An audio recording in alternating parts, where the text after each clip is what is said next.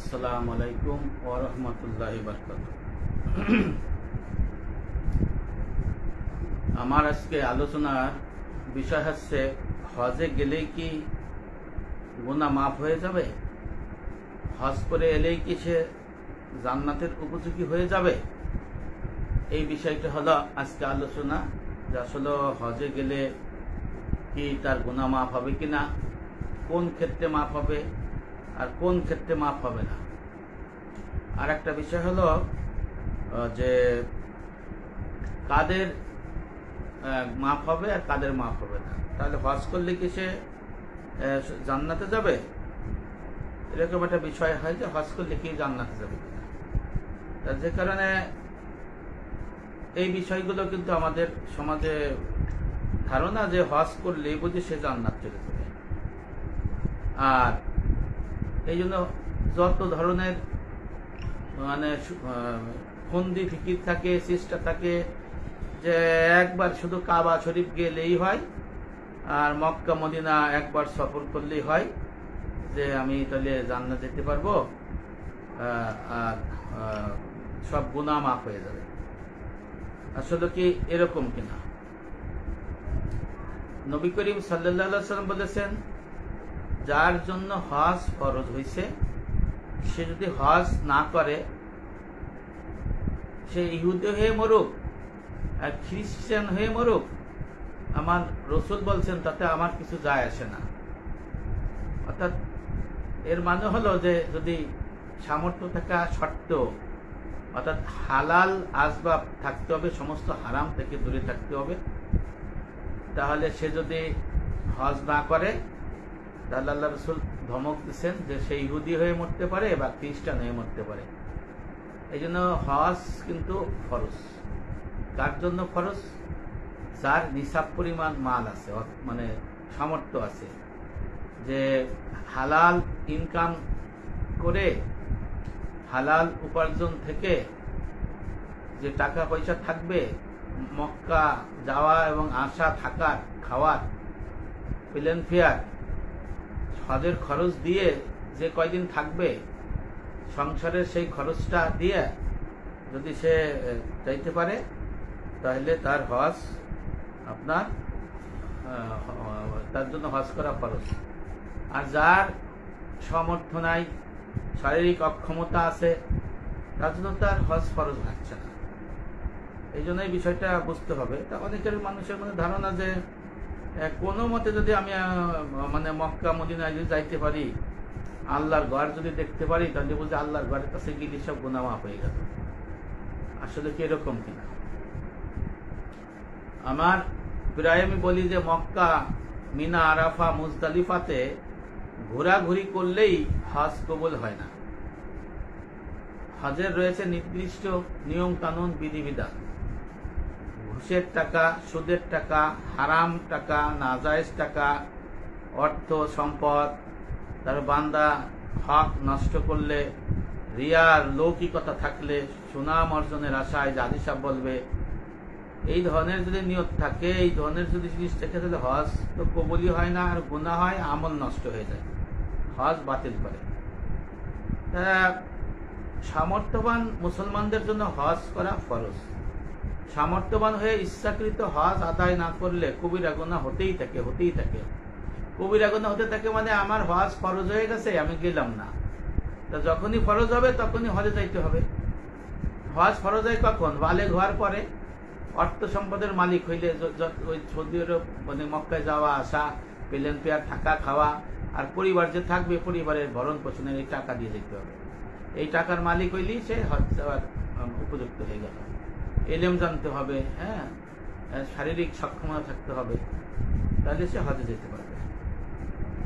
এখন আল্লাহ রসুল বলছেন যে হজের জন্য উপযুক্ত হইল, কিন্তু ইচ্ছাকৃতভাবে হজ করে নাই, বসে আছে যে পরে করব, ছেলে বিয়ে দেই, মেয়ে বিয়ে দেই, এরকম চিন্তা করে। আপনি যে এখন বাঁচবেন, আমি যে বাঁচবো, এর কোনো গ্যারান্টি আছে?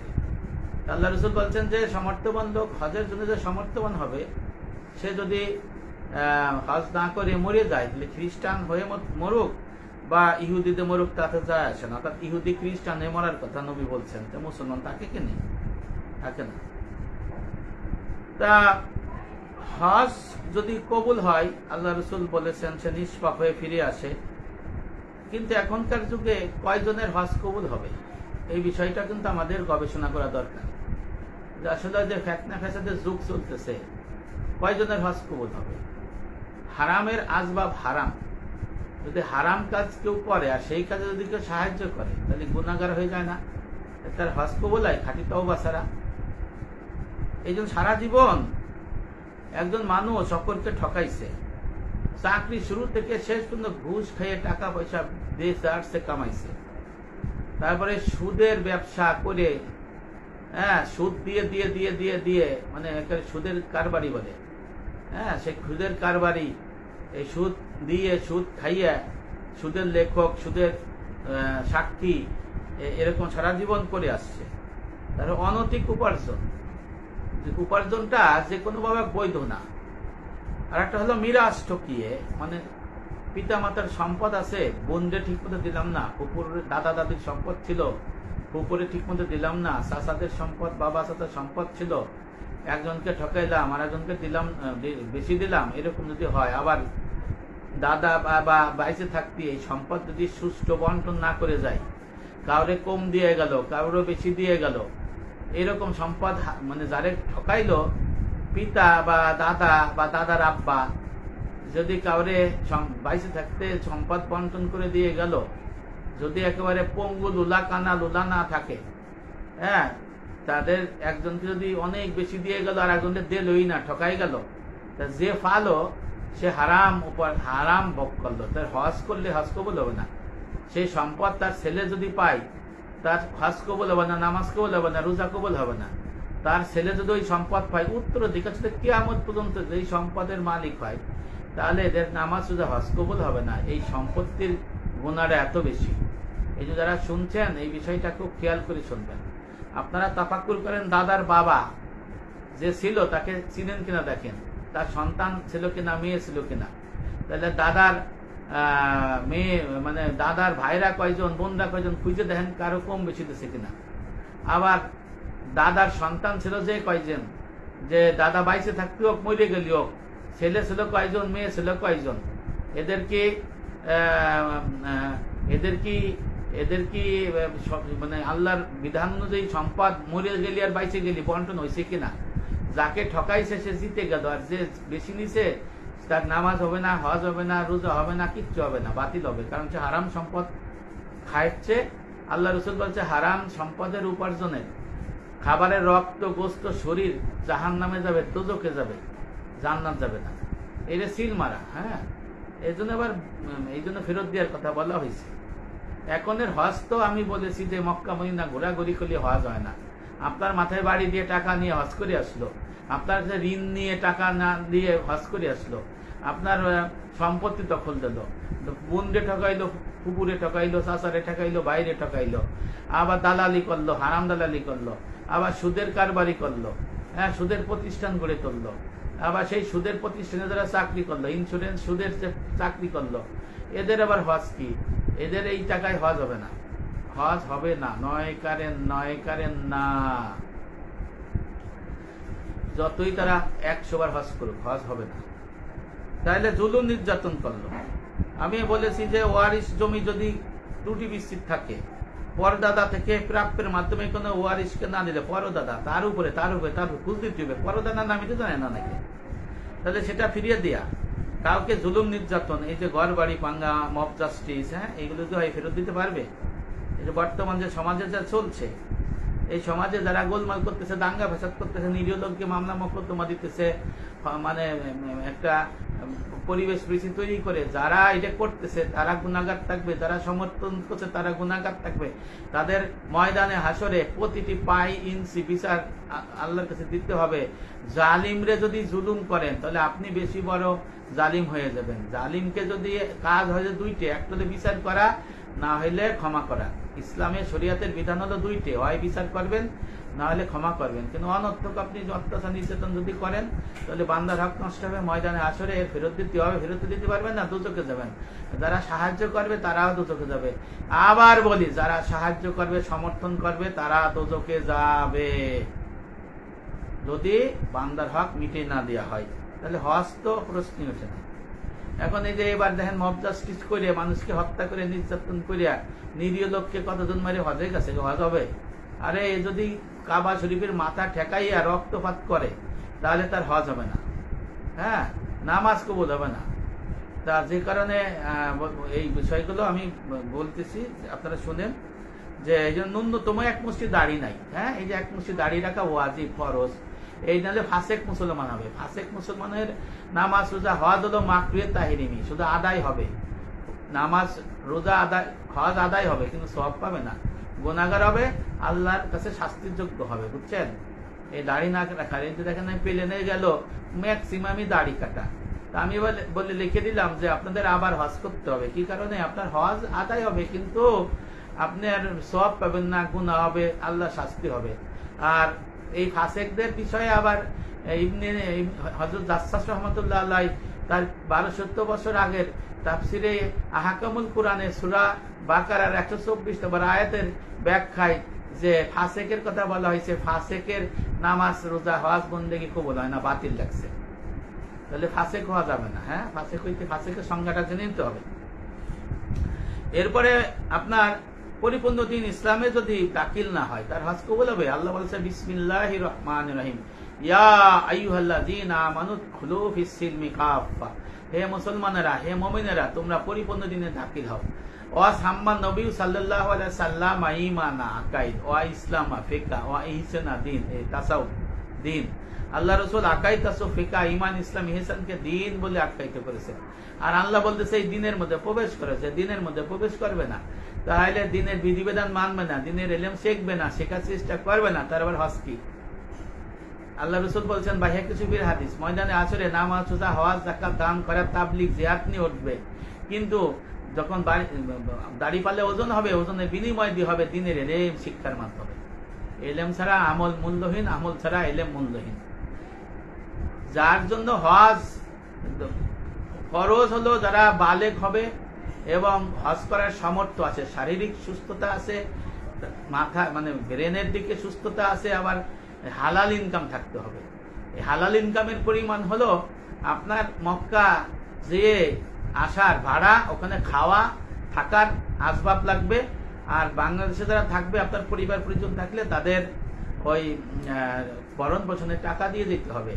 আর একটা হলো হালাল সব হইতে হবে, যদি বান্দার হক থাকে বান্দার হক, সমস্ত বান্দার হক মিটাইতে হবে। ঘুষের টাকা থাকলে ফরজ, আল্লাহর ফরজ কাজে সদকা করে দিতে হবে, বাড়ি গাড়ি টাকা পয়সা মার্কেট সব আল্লাহর ফরজ কাজে সদকা করে দিতে হবে। ঘুষের যত টাকা সম্পত্তি থাকবে আর সুদেরটা জনকল্যাণমূলক পায়খানের টাট্টি এই কাজে ব্যয় করে দিয়ে যাইতে হবে। যদি জমি সম্পত্তি মিরাজ সূত্রে মালিক নিয়ে যদি আপনি রাখেন, কারো সম্পত্তি বেশি নেন, ভাই বোনের হোক, ফুপুর হোক, চাচার হোক, দাদার হোক, হ্যাঁ, স্ত্রীর হোক, যার হোক, যদি চকবাজি করে নেন, প্রতিবেশীর হোক, 1 বিঘা জমি নিয়ে যদি বেশি নেন তাহলে এগুলো ফেরত দিতে হবে, নাহলে হজ হবে না। ঋণ কর্জ পরিশোধ করে যাইতে হবে। মানুষকে গালিগালাজ করলে, অত্যাচার নির্যাতন করলে এদের তার কাছকে মাপ চেয়ে নিয়ে যেতে হবে, অথবা তার জরিমানা দিয়ে যেতে হবে। এর জন্য একটা প্রশ্ন উত্তরে তাদের জন্য হজ কে উপযুক্ত হয়? আল্লাহ রাসূল বলেছেন শেষ জমানায় 4 শ্রেণীর ব্যক্তি হজে যাবে। এক হলো রাজা বাচ্চা ধনীরা, এরা যাবে বেড়ানোর উদ্দেশ্যে, দেশ ভ্রমণ। 2 নম্বর হলো ব্যবসায়ীরা হজে যাবে, এটা ব্যবসা করার জন্য, ওখানে ব্যবসায়ীদের সাথে মিটিং করে ব্যবসা করার জন্য যায়, দেখবেন। 3 নম্বর আলেম শ্রেণী, তারা এসে বলে আমি 30 বার হজ করছি, 20 বার হজ করছি, 7 বার হজ করছি, 50 বার হজ করছি। হাজি সাহেব এরা রিয়া করে, আর এরা যাবে নাম কামানোর জন্য, সুনামের আশায়। আর এক শ্রেণীর আল্লাহ রাসূল বলছে ফকির যাবে ভিক্ষুক যাবে ভিক্ষার জন্য। আসলে এখন মক্কা মদিনায় পাকিস্তানিরা বইরে গেছে, পাকিস্তানি ভিক্ষুকরা 90% পাকিস্তানি থেকে যায়, এরা যেখানে ভিক্ষা করে। আমার নিজে দেখে, আমি চাই বলতেছি, আপনারা যারা দেখছেন তারাও জানেন যে পাকিস্তানি ভিক্ষুকরা সৌদি আরবে মক্কা মদিনায় বইরে গেছে, পুলিশ দেখলে দৌড় দেয়, ভন সাজে, আর টাকা পয়সা তারা ভিক্ষা চায়, তারা ভিক্ষা করে। আল্লাহ রাসূল এই 4 শ্রেণীর ব্যক্তি যাবে, ফ্যাক্ট না তাদের সমাধান মিলছে কিনা? তাহলে আপনাদের প্রশ্নের উত্তর হলো যে এই 4 শ্রেণীর মধ্যেই অধিক হয়ে গেছে। এই জন্য নবী এই হাদিসটা বলেছি। তার আল্লাহ রাসূল এই জন্য, আর একটা হলো মানুষ রিয়া লৌকিকতার জন্য হজে যায়। নবী করিম সাল্লাল্লাহু আলাইহি ওয়াসাল্লাম ইবনে মাজাহ শরীফের হাদিসে বলেছেন যে আল্লাহুম্মা হাজ্জাতান লা রিয়া ফিহা ওয়ালা সুমআহ। নবী দোয়া করতেন, হে আমার রব, আমাকে এমন হজ করান যাতে থাকবে না রিয়া, লৌকিকতা আর প্রশংসা শোনার আগ্রহ। সুবহানাল্লাহ। আল্লাহ রাসূল আল্লাহর কাছে দোয়া করছেন নবী হয়ে, হে আল্লাহ, আপনি আমার এমন হজ করান যে হজে থাকবে না রিয়া, মানে আমি মানুষকে জানাবো শোনাবো হাজি সাহেব, নামের আগে লেখে হাজি আল হাস, লকআপ দেয়, না হলে রাগ হয়। আবার মানুষ ডাকবে, ও হাজি সাহেব আয়েন আয়েন আয়েন, কি শুনে কি মজা লাগে। হ্যাঁ, আল্লাহ রাসূল এটা থেকে বলছে আল্লাহ এরকম না শুনে, হ্যাঁ, প্রশংসা শোনা যায়, আমার সুন্দর হাজি সাহেব আছেন, সামনে বসেন, চেয়ারে বসেন, টেবিলে বসেন, মাথার উপরে বসেন, পায়ের নিচে বসেন, এরকম মানে বলতেছি আর কি, এরকম খুব সম্মান করে। তাই এই আল্লাহ রাসূল বলছে যে এই ধরনের জন্য আল্লাহ আপনি আমাকে এই ধরনের হজ দিয়েন না। এই যে হজের উদ্দেশ্য আল্লাহ পাক কিন্তু এই হজের কি, তাই হজ করতে গিয়ে যেন কোনো ট্যুর না হয়, ভ্রমণ না হয়, খাওয়া দাওয়ার উৎসব না হয়, ঘুমানোর উৎসব না হয়, আরামের জিনিস না হয়, এটা যদি একমাত্র আল্লাহ রাজি খুশি করার জন্য ইবাদত বন্দেগীর হজ হয়, এই দিকে খেয়াল রাখতে হবে। কেননা আপনার অন্তর থেকে যদি আল্লাহর জন্য কিছু করা না হয়, তা কোনো কাজে আসবে না। আল্লাহ বলেন, তোমাদের কোরবানি, পশুর গোশত, রক্ত আল্লাহর কাছে পৌঁছে না, বরং আল্লাহর কাছে তোমাদের আল্লাহ ভীতি তাকওয়া পৌঁছায়। সূরা হজ আয়াত নাম্বার 37। এর মানে হলো আল্লাহ পাক তো কোনো কিছু গ্রহণ করে না, নিজে গ্রহণ করে। আল্লাহ দেখে তার মনের অবস্থা, আসলে সত্যি আমারে ভালোবাসছে কিনা, আমার খুশির জন্য আল্লাহর আদেশ মানছে কিনা, পরিপূর্ণ দিনের আছে কিনা, এটা আল্লাহ দেখে। হজের একমাত্র উদ্দেশ্য হবে আল্লাহর সন্তুষ্টির জন্য এবং একমাত্র সম্পূর্ণভাবে হালাল এবং জায়েজের মধ্যে তাকে অতিবাহিত করতে হবে, সমস্ত আসবাব তার এর মধ্যে থাকতে হবে, নাহলে তার হজ নাই। হযরত আব্দুল্লাহ ইবনে আব্বাস বর্ণনা করেছেন, নবী করিম সাল্লাল্লাহু আলাইহি ওয়াসাল্লাম বলেছেন, আরাফার অধিবাসীদের ব্যাপারে আল্লাহ তাআলা ফেরেশতাদের কাছে গর্ব করেন, তাদের বলেন, তোমরা আমার বান্দাদের দিকে তাকিয়ে দেখো, তারা এলোমেলো চুলে ধুলোমলিন অবস্থায় আমার কাছে এসেছে, তোমরা সাক্ষী, তোমাদের আমি সাক্ষী রেখে বলছি, নিশ্চয়ই আমি তাদের ক্ষমা করে দিলাম। সুবহানাল্লাহ। মুসনাদ আহমেদ হাদিস নাম্বার 7089, হিলিয়াতুল আউলিয়া 3/395 পৃষ্ঠা।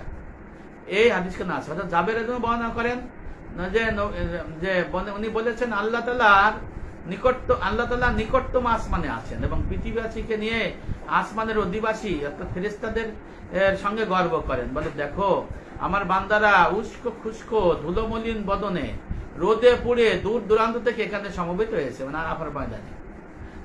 তারা আমার রহমতের প্রত্যাশী, অথচ তারা আমার আযাব দেখে নাই। আল্লাহু আকবার। ফলে আরাফাত দিনের মতো আর কোনদিন এত অধিক পরিমাণ জাহান্নাম থেকে মুক্তি দেওয়া হবে না। সহিহ ইবনে হিব্বান হাদিস নাম্বার 3853। হাজির সম্মানে সবকিছুই তার সঙ্গে তালবিয়া পাঠ করে। হযরত সাহল ইবনে সাদ রাদিয়াল্লাহু বর্ণনা করেন, তিনি বলেন, নবী করিম সাল্লাল্লাহু আলাইহি ওয়াসাল্লাম বলেন, যখন কোন মুসলমান তালবিয়া পাঠ করে, লাব্বাইক আল্লাহুম্মা লাব্বাইক, লাব্বাইক লা শারীকা লাক লাব্বাইক, ইন্নাল হামদা ওয়ান নি'মাতা লাকা ওয়াল মুলক লা শারীকা লাক, এই তালবিয়া যখন পাঠ করে তখন তার ডাইনে বামে যত ফাতর আছে, বৃক্ষ রাশি আছে, মাটি, সবকিছু তার সাথে এই তালবিয়া পাঠ করে। এমনকি পৃথিবীর এই প্রান্ত থেকে ওই প্রান্ত শেষ মাথা পর্যন্ত তালবিয়া পাঠকারী দ্বারা পূর্ণ হয়ে যায়। সুবহানাল্লাহ। সুনানে তিরমিজি হাদিস নাম্বার 828।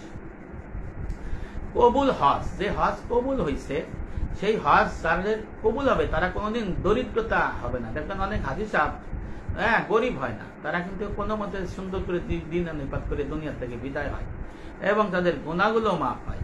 হযরত আব্দুল্লাহ ইবনে মাসউদ বর্ণনা করেছেন, নবী বলেন, তোমরা হজ ও উমরার মধ্যে ধারাবাহিকতা একের উপর এক করো, অর্থাৎ সঙ্গে সঙ্গে করো, কেননা এটি মুসলমানদের দরিদ্রতা গুনাহ দূর করে দেয়। যেমন কামারের আগুনের হাপড়, লোহা স্বর্ণ রৌপ্যের ময়লা দূর করে দেয়। আর কবুল হজের প্রতিদান জান্নাত ছাড়া কিছু নাই। সুনানে তিরমিজি হাদিস নাম্বার 810। হজ, নামাজ, রোজা, যত বন্দেগী, দোয়া কবুল হওয়ার শর্ত হলো হারাম খাদ্যবস্তু, পানীয় ইত্যাদি পরিহার করা। হারাম উপার্জনে নিজেকে সম্পৃক্ত করে যতই নামাজ পড়া হোক, যতবার হজ করা হোক, রোজা রাখা হোক, দোয়া করা হোক, তা আল্লাহর দরবারে গৃহীত হয় না।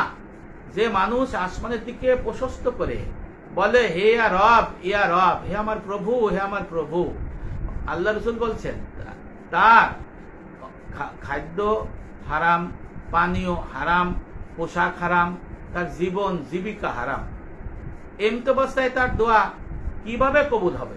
নবী বললেন, অর্থাৎ তার দোয়া, নামাজ, বন্দেগী, হজ কবুল হবে না হারাম আসল যদি থাকে। নবী করিম সাল্লাল্লাহু আলাইহি ওয়াসাল্লাম এমন এক ব্যক্তির কথা উল্লেখ করেন যে দীর্ঘ সফর করেছে, অর্থাৎ আরাফার ময়দানের দিকেরই বলেছে। ধুলি দূষরিত এলোমেলো কেশ বিশিষ্ট দুই হাত আকাশ কোণে দিয়ে বলতেছেন, হে আমার রব, হে আমার রব, হে আমার রব। অথচ আল্লাহ রাসূল বলছেন, অথচ তার খাদ্য হারাম, পানীয় হারাম, পোশাক হারাম, সবই হারাম, এমনকি সে হারাম উপার্জন দিয়েই জীবিকা নির্বাহ করে। সুতরাং তার দোয়া কবুল হবে কেমন করে? সহিহ মুসলিম হাদিস নাম্বার 1015, মিসকাত শরীফের হাদিস নাম্বার 2776, আহমদ হাদিস নাম্বার 8330। তাহলে বোঝা গেল যে হারাম আসবাব যা থাকবে এই নিয়ে যদি কেউ দোয়া করে, নামাজ করে, হজ করে, তার নামাজ, দোয়া, হজ, যাকাত, তারপরে যাকাত তো হারাম টাকা যাকাত হয় না, তারপরে হজ, এগুলো সব কি নিষ্ফল, বাতিল, কোনো লাভ হবে না। হাদিসে উল্লেখ আছে, আবু হুরায়রা বর্ণনা করেছেন, নবী করিম সাল্লাল্লাহু আলাইহি ওয়াসাল্লাম বলেছেন, অবৈধ উপার্জন দিয়ে কোন ব্যক্তি হজের উদ্দেশ্যে বের হয় এবং বাহনের পা দানিতে পা রেখে ঘোষণা দেয়, লাব্বাইক আল্লাহুম্মা লাব্বাইক, লাব্বাইক লা শারীকা লাক লাব্বাইক, ইন্নাল হামদা ওয়ান নি'মাতা লাকা ওয়াল মুলক লা শারীকা লাক। তখন আসমান থেকে একজন ঘোষণা বলে, প্রত্যাখ্যান করে, বলে কি, তোমার জন্য কোনো লাভবাহিক নাই, তোমার জন্য কোনো সৌভাগ্যতা নাই, তোমার পাতো হারাম, তোমার পাতো হারাম, তোমার ব্যয় খরচা হারাম, তোমার কোনো কিছু কাজে লাগবে না, তোমার হজ কবুল করা হয় নাই। মুয়াত্তা মালিক হাদিস গ্রন্থে এই হাদিসটা এসেছে। হজের মুসাফির তার স্বদেশ ত্যাগ করে বিদেশে প্রবেশ করবে, সকল কষ্টের সম্মুখীন হবে। তখন এই কথাগুলো চিন্তার মাধ্যমে সে মৃত্যু বরণ করে দুনিয়া ত্যাগ করার কথা চিন্তা করবে, মরে যাওয়ার কথা চিন্তা করবে, কিয়ামতের নির্দিষ্ট দিন এবং এর ভয়াবহতার স্মরণ করবে। যদি সে হালাল আসবাবের মধ্যে থাকে এবং ইখলাসের সেই সমস্ত ইবাদত বন্দি করে হজের হুকুম আহকাম পালন করে আগের থেকে এলেম শিখে যাবে। ওখানে যে এলেম শিখে আবার কি এর হজ? আগের থেকে হিনতে না শিখে গেলে হজ করা তার জন্য ফরজ, হজের এলেম শিক্ষা করা ফরজ যায়। হজ একটি ইবাদত যা আদায়ের মাধ্যমে আল্লাহ সন্তুষ্টি অর্জন হয়।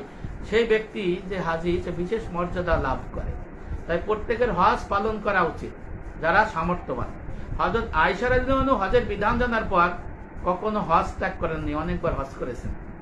হজের উদ্দেশ্যে বাড়ি থেকে বের হওয়ার পর থেকে বাড়ি ফেরা পর্যন্ত প্রতিটি পদক্ষেপে পৃথক পৃথক ফজিলত মর্যাদা রয়েছে যা আল্লাহ রাসূল বলে দিয়েছেন। নবী বলেছেন আয়েশা রাদিয়াল্লাহু আনহাকে লক্ষ্য করে, হে আয়েশা, তোমার কষ্ট তোমার খরচের পরিমাণের উপর তোমার সওয়াব প্রাপ্তি নির্ভর করে। দারাকুতনি হাদিস নাম্বার 2762। হজের জন্য যে কষ্ট করে আবার যে টাকা পয়সা খরচ করে সে তারপরে নির্ভর করে তার কি সাফল্যতা, সওয়াব। এই বিষয়টা আল্লাহ রাসূল বলছে। হজ কবুলের জন্য আরো অনেক মানদণ্ড আছে। হজের অন্যতম উদ্দেশ্য হলো অন্তরের বিশুদ্ধতা, পবিত্রতা অর্জন। নবী বলেছেন, যে ব্যক্তি আল্লাহর সন্তুষ্টির জন্য ইখলাসের সহিত হজ করে, অশ্লীল ও গুনার কাছ থেকে বেঁচে থাকিয়ে সে নবজাতক শিশুর মতো নিষ্পাপ হয়ে যায়। আর মকবুল হজের পুরস্কার জান্নাত ছাড়া কিছু নয়। বুখারী প্রথম খণ্ড হাদিস নম্বর 206। এই হাদিসের ব্যাখ্যা যদি আপনারা করেন তাহলে অনেক কিছু আসে। আল্লাহ রাসূল বলেছে ইখলাসের সহিত আল্লাহর সন্তুষ্টির জন্য, অর্থাৎ আত্মার মধ্যে যে অসৎ স্বভাব আছে, অহংকার, হিংসা, রাগ, গুসা, মিথ্যে বকুলি, তারপরে রিয়া, লৌকিকতা, মিথ্যে কথা, কৃপণতা, বকিলি বলছে, এই গুরুর বা মোগলতা থাকে, এটা দূর করতে হবে। দূর করে তওবা, সবর, শুকর, তাওয়াক্কুল, খাওয়া, রোজা, ইখলাস, এইগুলো মুরাকাবা, মুহাসাবা পয়দা করতে হবে। এই তাহলে আপনার হজ কবুল হবে। কারণ তাহারাত দুই প্রকার, তাহারাতে জাহিরি, তাহারাতে বাতেনি। তাহারাতে জাহিরি হলো নামাজ, ফরজ, গোসল, ওযু। তাহারাতে বাতেনি জাহিরি হলো ওযু, ফরজ, গোসল, ফজল আসিস দূর করা। এটা হলো ইবাদত, বন্দেগী, হজ, এগুলো সহি করে। আর হলো তাহারাতে বাতেনি, আত্মার পবিত্রতা, আত্মার মধ্যে হিংসা, অহংকার, রাগ, গুসা, মিথ্যে বকুলি, অবৈধ লোভ লালসা, হিংসা, বিদ্বেষ, এইগুলো যা পরিমাণ যদি থাকে তাহলে সে তাহারাতে বাতেনি অর্জন করতে পারলো না। তার জন্য নামাজ, রোজা, হজ, যাকাত, বন্দেগী সব কি বাতিল। অর্থাৎ এই তাহারাতে বাতিনি কিন্তু আপনার ইবাদত বন্দেগী নামাজ হজ সহি করে, বোনের কবুল করে কবুল করে কবুল করে কবুল করে। আর ওযু ফরজ গোসল ফজলা সিজদা করে নামাজ বন্দেগী হজ সহি করে, আর এটা কিন্তু কবুল করে তাহারাতে বাতিনি। এটা কয়জন জানে বলেন? এই জায়গায় আটকে গেছে। হজ হবে কেমনে? আমিন শেখ সাহেব, তা এত সহজ না। অন্তরে বিশুদ্ধতা মানে ইলমে তাসাউফের ইলম অর্জন করতে হবে। হ্যাঁ, এখন এটা তো কয়জন করতে পারে না। হাদিসে আল্লাহ রাসূল এইভাবেই বলেছেন বারবার। আবু হুরায়রা বর্ণনা করেছেন, নবী করিম সাল্লাল্লাহু আলাইহি ওয়াসাল্লামকে জিজ্ঞেস করা হলো সর্বাধিক উত্তম আমল কোনটি? আল্লাহ রাসূল বললেন আল্লাহ ও তার রাসূলের পর ঈমান আনয়ন করা। পুনরায় জিজ্ঞেস করলো সর্বোত্তম আমল কোনটি? তিনি বললেন আল্লাহ রাস্তায় জিহাদ করা। জিহাদ করা মানে পরিপূর্ণ দিনের ইলম শিক্ষা করে আমল করে যারাই কাম করা, মারামারি কাটাকাটি না। মুসলমান জিহাদ হয় না। হ্যাঁ, মুসলমান জিহাদ হয় না, মনে রেখেন। পুনরায় জিজ্ঞেস করা হলো ইয়া রাসূলুল্লাহ সর্বোত্তম আমল কোনটি? আল্লাহ রাসূল বললেন হজে মাবরুর, মকবুল হজ আদায় করা। অর্থাৎ যে হারাম থেকে দূরে থাকবে, অবৈধ জিনিস থেকে দূরে থাকবে, হিংসা অহংকার রাগ গোসা মিথ্যে বকিলি থেকে দূরে থাকবে, তওবা সবর শুকর তাওয়াক্কুল মুরাকাবা খাওফ ইখলাসের মধ্যে থাকবে, আল্লাহর সমস্ত বিধিবিধান পালন করে হজ করবে, সে হজে মাবরুর হবে। আল্লাহ রাসূল বলছে এটা সর্বোত্তম আমল, তার সমস্ত গুনাহ মাফ হয়ে যাবে, সে নিষ্পাপ শিশুর মতো হয়ে যাবে। আবার সম্পূর্ণ সব ধরনের খারাপ কাজ ও ঝগড়া থেকে দূরে থাকতে হবে। দেখেন, এই হজের মৌসুম শুরু হয়েছে আর আগের থেকে। হজের মৌসুম 3 মাস। তাহলে দেখেন আমাদের বাংলাদেশের অবস্থা, গালাগালি মারামারি কাটাকাটি, এই রাস্তা অবরোধ, ওরে নিষিদ্ধ করো, ওরে বহিষ্কার করো, ওরে মব জাস্টিস করো। আবার কি করছে, হজে যাইতেছে, আবার কি করতেছে, বড় বড় আলেমরা স্ট্যাটাস দিতেছে, সাপোর্ট করতেছে মারামারি কাটাকাটি, আবার মক্কা মদিনা যাই হজ করতেছে। এদের হজ করা আর না করা একই কথা। এই কাতারে আছে বিভিন্ন আজহারি, মাদানি, মক্কি, হ্যাঁ, তারপরে শায়েক, এই ধরনের লোকজন আছে যাদের অন্তরের মধ্যে ইখলাস নাই, আছে রিয়া আর হিংসা বিদ্বেষ। কাউরে ধরতে হবে, কাটতে হবে, মারতে হবে, এদের মধ্যে কোনো ক্ষমা নাই। অথচ আল্লাহ রসুল বলছে কে আসো তোমরা? আবু জমজম হবা, আবু জমজম হবা। তখন বললো যে হাইয়া রাসূলুল্লাহ আবু জমজমকে। আমার এক সাহাবী, এর যদি কেউ মারে সে কিছু বলে না, গালাগালি করে কেউ কিছু বলে না, সে তারে ক্ষমাই করে। তাই এরকম কে আছে আমার সাহাবী? আল্লাহ পাক তো ক্ষমা করেছে, প্রতিদিন ক্ষমা করে মরবে। এক সাহাবা দুনিয়া থেকে জান্নাত হয়েছে কেন? আল্লাহ রাসূল বললেন এরকম এই সাহাবাটা জান্নাতে যাবে, আল্লাহ জানাইছে। তা ফের সাহাবারা দেখে কে? তখন দেখে এক সাহাবা আইছে, তাই সাধারণ সাহাবা, তার সাথে একদম তার হইল, আর এক সাহাবা তার হইল, ওই যে মানে তার আতিথেয়তা গ্রহণ করার প্রস্তাব নিয়ে গেল। যায় দেখ কিছু করে না, তার মধ্যেই নামাজ পড়ে, তার মধ্যেই ইবাদত বন্দেগী করে, খাওয়া দাওয়া এরকম স্পেশাল কিছু নাই। পরে জিজ্ঞেস করে আচ্ছা আপনি আর কি করেন? আমি প্রতিদিন রাতে ঘুমানোর সময় বলি আল্লাহ আমার সাথে যারা অত্যাচার করছে, নির্যাতন করছে, জুলুম করছে, আমি এদের ক্ষমা করে দিলাম। আল্লাহ পাক এটা খুশি হয়েছে, দুনিয়ার থেকে তাদের জান্নাতি হিসেবে নবীর কাছে আশারে মুবাশশারার মধ্যে তার নাম দিয়ে দিয়েছে, সুবহানাল্লাহ, তো দুনিয়ার থেকে জান্নাতি। তাহলে এই যে আল্লাহ রাসূলের শিক্ষা যে ক্ষমা করা এবং মানুষ যত অত্যাচার নির্যাতন হোক ক্ষমা করে দেয়া, তাহলে সে জান্নাত পাবে, দুনিয়ার থেকে জান্নাত পাবে যদি সে পরিপূর্ণ দিনে থাকে, সমস্ত হারাম থেকে দূরে থাকে, হালালের মধ্যে থাকে। তা অধিকাংশ মহল্লারা তো হারাম খায়, হারামের মধ্যেই রয়েছে, তারা কেমনে হয়? তাদের ইনকাম হারাম। এই পহেলা বৈশাখ এর বাতা খাইয়ে হারাম, পহেলা বৈশাখের বাতা খাই, এটাও হারাম। তারপরে বিভিন্ন ধরনের তদবির চেষ্টা বাণিজ্য করে খায়, ঠকবাজি, এবং অধিকাংশ আলেমদের মধ্যে এলেমের শিক্ষা নাই, তারা বিভিন্ন ধরনের ব্যবসা বাণিজ্য করে, হ্যাঁ, এইভাবে তারা জড়িত আছে। আবার তারা ওই যে কি করে, জাকাত তুলে খাই ফেলায় নিজেরা, তারপরে আবার ওয়াজ নসিহত করে রেট সেট করে যায়ও না, টাকা পয়সা নিয়ে খায়, হেলিকপ্টার। যাই হোক, আমি এদিকে গেলাম না, তাহলে আপনারা বলবেন যে গীবত, এইগুলো ওয়াজিব গীবত, এই গীবত করা ওয়াজিব। মনে রাখছেন, দোষ ত্রুটির যদি সত্য হয়, যদি ধর্মের ক্ষতি, সমাজের ক্ষতি, দেশের ক্ষতি, এদের গীবত করা ওয়াজিব। আর যাদের গীবত করা হারাম, সেটা হলো অপর কেউ নাই আপনার সামনে, কিন্তু তার দোষ ত্রুটির জন্য মানুষকে হেকারতের কাছে ঘৃণার চোখে ছোট বানানোর জন্য তার মানে গুনাহ পাপ এর কথা বলে দেয়া, হ্যাঁ, খারাপ কথা বলে দেয়া, এটা হলো হারাম গীবত, এটা নিষেধ। আবার জালিমের গীবত করতে, জালিমের গীবত করা কুরআনে সূরা নিসার মধ্যে আল্লাহ বলে দিয়েছে জালিমের গীবত করতে পারবে মাসগুমরা, এই গীবত করা আবার জায়েজ। আবার গীবতে যখন আলোচনা করছি আগে আবার করবো, তখন বুঝেন তা আমরা হলো হারাম গীবত করি না, আমরা ওয়াজিব গীবত করি, জায়েজ গীবত করি। যে কারণে এই জন্য মকবুল হজ করতে গেলে আগে যে যে শর্ত আছে সমস্ত হারাম থেকে দূরে থাকতে হবে, নাজায়েজ থেকে দূরে থাকতে হবে। যদি আপনি মালিক হন সমস্ত কিছু আপনাকে ত্যাগ করতে হবে। মানে ত্যাগ মানে কি, যে আমি আর করলাম না, না, সুদের সমস্ত টাকা পয়সা, গাড়ি বাড়ি, মার্কেট, উত্তরাধিকার সূত্রে পাই হলে সেটা ফেলাই দিতে হবে, জমিদারি সেটা ছেড়ে দিতে হবে। হ্যাঁ, জনকল্যাণমূলক। আর ঘুষের যে টাকা, দাদা বাবা চাচারা ঘুষের টাকাকে পুলিশের সচিব, তারপরে আর্মি বিডিআর, তারপরে আপনার ওই যে দলিল রেজিস্ট্রি, তারপরে বিভিন্ন জায়গা ভূমি অফিসে, তারপরে রোড, বিভিন্ন জায়গায় চাকরি করে, ঘুষ খায়। এই ঘুষ খেয়ে হাজার হাজার মানে ঘুষকে অনেক টাকা বানাইছে, সম্পত্তি বানাইছে, আবার বানাই তার ছেলে পাইছে, তার ছেলে পাইছে, আপনি পাইছেন, হ্যাঁ অনেকে পাইছেন, মানে আপনি মানে আপনারা যারা উত্তরাধিকার সূত্রে পাইছেন। হারাম এইগুলো আল্লাহর ফরজ কাজে ব্যয় বিধান করে দিতে হবে, ব্যয় বিধান করে দিতে হবে, সব কিছু ছেড়ে দিতে হবে, না হলে তার হজ হবে না, রোজা হবে না, কিচ্ছু হবে না। অপরের সম্পত্তি আপনি জোর করে আটকায় রাখবেন, আপনার নামাজ নাই, রোজা নাই, হ্যাঁ কিচ্ছু নাই। অপরের মিরাসের যে সম্পত্তি যদি আপনি আটকায় রেখে হজে যান, তার জন্য হজ নাই। অপরের সম্পত্তি যদি আপনি না দেন, আটকায় রাখেন, বাধা সৃষ্টি করেন, তাদের হক আদায়ে বাধা দেন, আল্লাহ পাক আপনার কে ময়দানে হাসরে সে আপনার বিরুদ্ধে বাদী হবে। সে আপনি বাবা হইতে পারেন, বড় ভাই হইতে পারেন, সে আপনার মানে সে কর্তা হইতে পারেন, বলবে হে আমার রব, এরা আমার জমি জাতি আটকায় রাখছিল, হারাম সম্পত্তি ছিল, আমারও কিছুই দেয় নাই। তখন আল্লাহ পাকের কাছে কানবে, বলবে হ্যাঁ পাবে। তখন আল্লাহ বলবে আমল থেকে দাও। আমল থেকে দিতে দিতে আমল দ্বারা অত কিছু হবে না, কারণ সে তো আমল কি করবে, সে তো হারামের মধ্যে ছিল। তখন এর আবার সমস্ত মানে পাপ যা আছে দুনিয়ায় ওই বেটার কান্দে দিয়ে দেবে, বাবা হোক, বড় ভাই হোক, চাচা হোক, নানা হোক, যেই হোক, আপনি আমি হোক, সে চলে যাবে জান্নাতে, আর এ মরে থাকবে।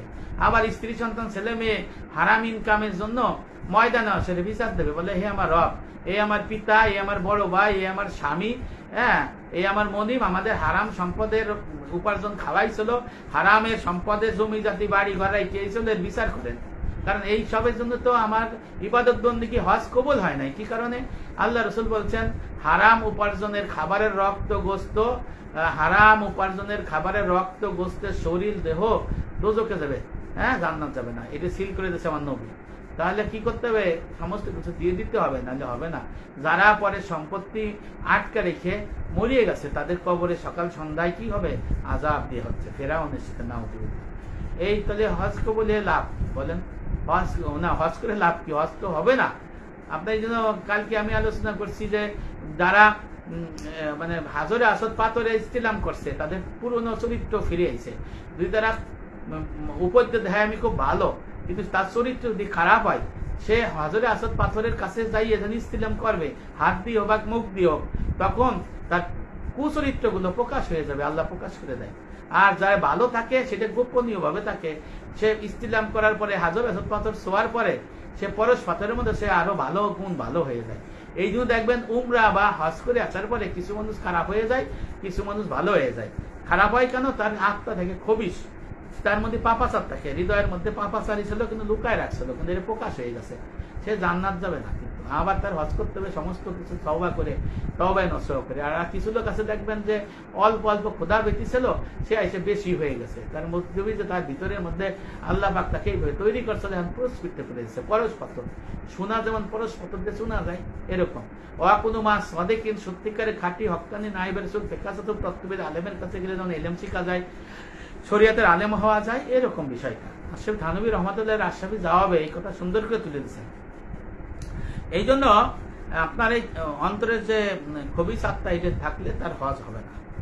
তারপরে আপনার সব ধরনের ঝগড়াঝাটি এ থেকে দূরে থাকতে হবে। কিন্তু বাংলাদেশে কি আছে দেখেন তো, আজকে হজে যাবে যারা, তারাও আন্দোলন সংগ্রাম করে। একে হজ হয়, একে কোনো হজ হবে না। যদি মনে করে যে হজ কবুল হবে, তারাও তাহলে কি গুনাহ হবে? এ কবুলও করা যাবে না। হারামের মধ্যে থেকে আল্লাহর কাছে চাওয়া যায় না। মনে রেখে হারামের মধ্যে হারাম নিয়ে আমি থাকলাম, গুয়ের মধ্যে তাইকে আমি বললাম আমি নামাজ পড়লাম, হবে? আমার সারা শরীর গু, সারা শরীর প্রস্রাব দিয়া, পায়খানা দিয়ে আটকায় রাখা, আর আমি আল্লাহু আকবারকে নামাজ পড়বো, হবে? পবিত্রতা ছাড়া। তাহলে আপনার সারা শরীরে যদি গু থাকে, সারা শরীরে যদি হারাম থাকে, তাহলে আপনার নামাজ নাই, রোজা নাই, হজ নাই, যাকাত নাই। অনেকে বলে যে তাহলে নামাজ পড়ে লাভ কি? আরে ভাই, আপনারে হারাম খাইয়ে নামাজ পড়তে কইছে কি? আল্লাহ কইছে নাকি? আপনি সুদ খাবেন আর নামাজ পড়বেন, হজ করবেন, কইছে কিটা আপনারে? আপনি মানুষের মাথায় বাড়ি দেবেন আর নামাজ পড়বেন, হজ করবেন, আপনার বলছে কিটা? আপনি পরে সম্পত্তির দখল দেবেন, সম্পত্তি দেবেন না, আপনারে নামাজ পড়বেন, রোজা করবেন, আপনার কইছে কিটা আপনারে? এইগুলো তো আল্লাহ বলে নাই যে তুমি হারাম খাও, হারাম রাখো আর আমার ইবাদত করো। আর আল্লাহ বলে আরো রাগান্বিত হয়। ফাসেকের প্রশংসা করলে আমার আল্লাহ রাগান্বিত হয়। ফাসেক কারা? এইসব কাজ যারা করে। আর হযরত ওই হযরত আনাস বর্ণনা করেছেন, হাদিসে আল্লাহ রাসূল বলেছেন, ফাসেকের যখন প্রশংসা করা হয়, ফাসেক হলো যারা হারামের আসবাবে, তাকে প্রকাশ্য গুনাহকারী, এক মুষ্টি দাড়ি নাই, অপরের সম্পদ যারা আটকায় রেখে ধরে রাখে, মানে ক্ষতি করে, প্রকাশ্য ক্ষতিকর, তারপরে তাসাউফের ইলম নাই, এরা হলো ফাসেক। তা আল্লাহ রাসূল বলছেন যে এই সমস্ত ফাসেকদের যদি কেউ প্রশংসা করে, কি সুন্দর, ভালো, মারহাবা, তারপরে কি তার পক্ষে নারাই তাকবীর দিতেছে, আবার স্বাগতম দিতেছে, শুভেচ্ছা দিতেছে, আবার বলতেছে কি সুন্দর মানুষ, এর প্রশংসা হয় না? প্রশংসা তো সংজ্ঞা রাখে। আল্লাহ রাসূল বলছেন এই ফাসেকদের প্রশংসা করলে আমার আল্লাহ ভীষণ রাগান্বিত হয়। আর এমন রাগান্বিত হয়, আরশ কুরসি আল্লাহ রাগান্বিত হওয়া দেখকে ভয়ে আগের থেকে তত্ত্বরে কাঁপতে থাকে। তার মানে কি, এই ফাসেক যারা, তাদের সুনাম করা যাবে না, প্রশংসা করা যাবে না, ইসলামে নিষেধ। তাহলে আপনি বুঝেন তাহলে হজ কি হয়, যে না আল্লাহ রাগান্বিত হয়। এক মুসিদার দাড়ি নাই, সে আল্লাহর পক্ষে, আল্লাহর রসুলের পক্ষ থেকে তার প্রতি লানত। লানত মানে আল্লাহর রহমত থেকে বঞ্চিত হওয়া। যে আল্লাহ রহমত দেবে না, কল্যাণ দেবে না, সে আল্লাহ আপনার হজ কবুল করবে কেন? যে আল্লাহ রহমত দেবে না, যে আল্লাহ আপনার মানে কল্যাণ দিবে না, দোয়া কবুল করবে না, নামাজ কবুল, হজ কবুল করবে কেন? আপনার আল্লাহ পাক বলছে, হে তোমরা আমার রসুল যা দেয় তা গ্রহণ করো, রসুল যা নিষেধ করে তা থেকে তোমরা ফারেক থাকো, দূরে থাকো। যদি তোমরা না শুনো, তোমাদের আমি অনন্তকাল জাহান্নামে যাবো। আল্লাহ পাক সূরার মধ্যে পরিষ্কার দেখে বলে দিয়েছেন অনেক আয়াতে। তা রসুল বলছে তোমরা দাড়ি ছেড়ে দাও, গোপ ছাটো। আবার আল্লাহ রসুল বলছে আমার আল্লাহ আমাকে আদেশ করছে দাড়ি ছেড়ে দাও, গোপ ছাড়তে। এইটা দিয়ে ফরজ আর এটা ওয়াজিব। দাড়ি রাখা সুন্নতি ইবাদত, সুন্নত না, কিন্তু দাড়ি রাখা ফরজ ওয়াজিব। রসুল রাখছে, এটা সুন্নত। আর দাড়ি কাটতে নিষেধ করছে, দাড়ি কাটা হারাম, 24 ঘন্টা হারাম। জীবনে যদি হজ না করেন তাহলে আপনার হজের গুনাহ হবে। যদি 5 ওয়াক্ত নামাজ না পড়েন তাহলে 5টা গুনাহ হবে। 30টা যদি বছরে রোজা না রাখেন 30টা কবিরা গুনাহ হবে। আর দাড়ি কাইতে এক মুষ্টি না রাখার গুনাহ হলো এমন 24 ঘন্টা ফ্যানের গোড়া গন্ডনের মতো লেহা হইতেছে। যখন দাড়ি রাখা শুরু করবেন, এক মুষ্টি যখন হয়ে যাবে, তখন ওই গুনাহ বন্ধ হয়ে যাবে, ফ্যানের মতো বন্ধ হয়ে যাবে। এই হলো বিষয়, এটা তো সঠিক মাসলা। যারা দাড়িকে অস্বীকার করবে তারা মুসলমান থাকবে না। ফতোয়া আলমগীরতে লেখা আছে, জায়েজ জিনিস, মুস্তাহাব জিনিস, এই নিয়ে যদি কেউ তুচ্ছ তাচ্ছিল্য করে তারা ঈমান হারা হয়ে যায়। ভালো করে বুঝি নেন, ঈমান হারা হয়ে যায়। যে কারণে ন্যূনতম এক মুষ্টি দাড়ি রাখা হলো ফরজ ওয়াজিব, দাড়ি কাটা হলো হারাম, 24 ঘন্টা হারাম। হারামের গুনার মধ্যে মুজগুল থাকে। তা দাড়ি কাটা লোক হারাম নিয়ে হজ করতে যাবে, তা আল্লাহ তার হজ কবুল করার জন্য কি বসে আছে নাকি? আল্লাহ কি বলে দিয়েছে যে তোমরা দাড়ি কেটে ফাসিক হয়ে আসো আর আমি হজ কবুল করবো? আল্লাহ কি বলে দিয়েছে সুদ খাইয়ে হজ করো, আমি হজ কবুল করবো? আল্লাহ কি কোন জায়গায় বলছে যে রোজা তোমরা রাখো কিন্তু সুদ ঘুষ খাও? আল্লাহ কি বলছে মসজিদে পড়ে থাকো কিন্তু তোমরা সুদ খাইয়ে, ঘুষ খাইয়ে, হারাম খাইয়ে, মানুষের মাইরে কাইটে গালাগালি করে, ডিম দেবো এই কথা কয়ে, অমুক কথা কয়ে, খারাপ কথা বলে, অত্যাচার নির্যাতন করে মসজিদে বসে থাকবেন আর আমার আল্লাহ বুঝি বসে আছে আপনার এই ইবাদত বন্দি কবুল করার জন্য? এত সহজ না। আল্লাহ প্রশ্ন ফাঁস করে দিছে কিভাবে ইবাদত করলে আপনার আল্লাহ কবুল করবে, আমার আল্লাহ কবুল করবে, কিভাবে কি করলে নামাজ রোজা হজ যাকাত কবুল করবে না, এই বিষয়টা আমাদের খেয়াল করতে হবে। এখন হজের জন্য আপনার মাসাইল শিক্ষা করে যাইতে হবে। আপনি যদি ওখানে যাই একজনের দেখা দেখি করেন তাহলে কেমনে হলো বলেন তো? হজের সফরে যদি ঝগড়া বিবাদ করে তাহলে হজ বাতিল। অতিরিক্ত কথা বললে, সুফিয়ান সাউরি রহমতুল্লাহ বলেছেন অতিরিক্ত কথা হজে বললে হজ বাতিল। ওখানে মারামারি কাটাকাটি হবে, খাবার নিয়ে ঝগড়া হবে। কালকে আমি বিস্তারিত আলোচনা করছি, ওই আলোচনাটা শুনে দিয়ে যে হজ নষ্ট করে ইবলিস শয়তান কত কিসসা কাহিনী করে ওখানে। আবার মুসলমানেরা বোকা, তারা হজ নষ্ট করে যখন আরাফাত থেকে মিনার থেকে শেষ বিদায় নেয় তখন বুকে বুকে জড়াজড়ি করে কান্দে, ভাই আমারে মাফ করে দিও। এই ভাই আমারে মাফ করে দিও হজের আগে 7 দিন আগে কেন বললেন না? ইবলিস তো আপনারা এটা করতে দেবে না, মানুষ শয়তান করতে দেবে না, জিন শয়তান করতে দেবে না। যে কারণে এই বিষয়গুলো কিন্তু তখন হজ নষ্ট করে দেয়। এই জন্য হজ আপনি করেন, ওখানে মারামারি করলেন, খাবার নিয়ে ঝগড়া করলেন, একজন দেশে 5,30,000, একজন দেশে 6 লাখ, একজন দেশে 5,75,000, এই নিয়ে ঝগড়া করলেন। এটা মোয়াল্লামের বিষয়। আপনার কাছে 5 লাখ নিতে পারে, আর কাছে 6 লাখ নেবে। আপনার সাথে কন্ট্যাক্ট করছে সে কাজের বিনিময়ে, সেবার বিনিময়ে। যদি আপনার 10 টাকা নাই অসুবিধা কি, আর যদি 8 টাকা নাই তার বিষয়, তার লোকসান হলো, লাভ হলো তার। এই নিয়ে আপনি ওখানে, এই নিয়ে কিন্তু এখন 95% লোক এখন কিন্তু মক্কায় যারা পৌঁছেছে এরা ঝগড়া করবে, আর শেষ দিন পর্যন্ত ঝগড়া করতে থাকে। আমার নিজের দেখা অভিজ্ঞতা, ভালো করে বুঝে নেবেন।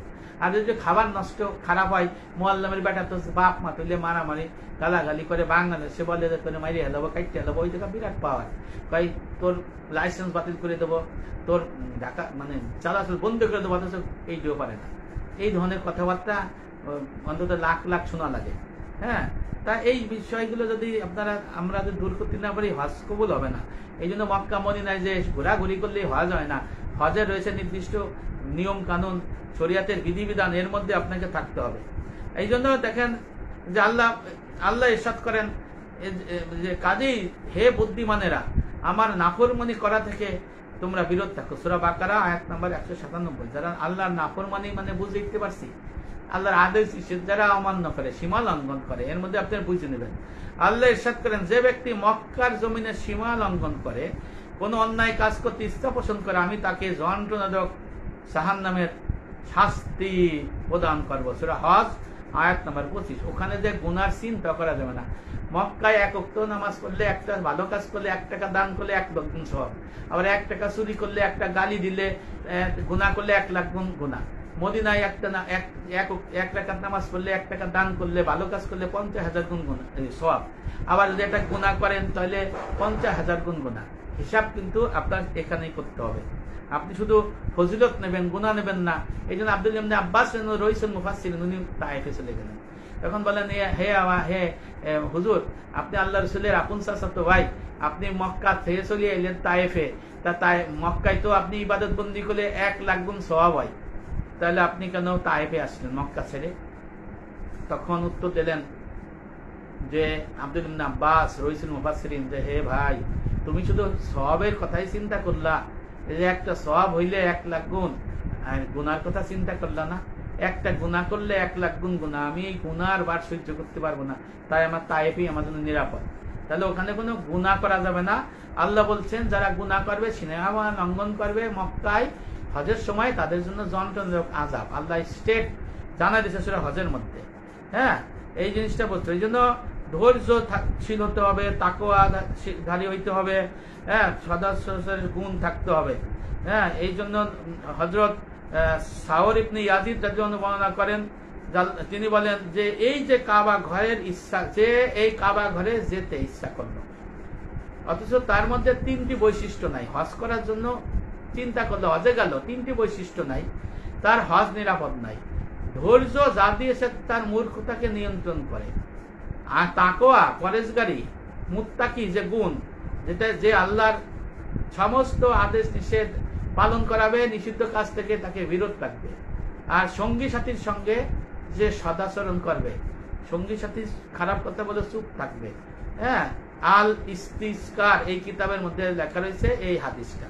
সুতরাং আমাদের জানা উচিত হজ সম্পর্কে, হজের বিধিবিধান এবং এর গুরুত্ব। এই হজ শুধু মক্কা মদিনা গেলেই আদায় হয়ে যাবে না, ঘোরাঘুরি করলে হবে না। হজের জন্য রয়েছে নির্দিষ্ট নিয়ম কানুন, হুকুম হাকাম। এই জন্য হজ করা যার জন্য ফরজ, হজের ইলম শিক্ষা করা ফরজ যায়। অনেকে করে কি, ফরজ হজ বাদ দিয়ে নফল উমরা করতে যায়, এটা একটা মূর্খতা। আল্লাহ পাক ফরজ বাদ দিয়ে নফল কবুল করে না, আরো শাস্তি দেন, শাস্তি দিয়ে থাকেন। যেমন আপনি ফরজ নামাজ না পড়ে নফল নামাজ পড়লেন, হবে? আপনি বাজারে গেলেন, মাছ কিনলেন, অনেকগুলো ভাগা দেয় আমাদের এলাকায়।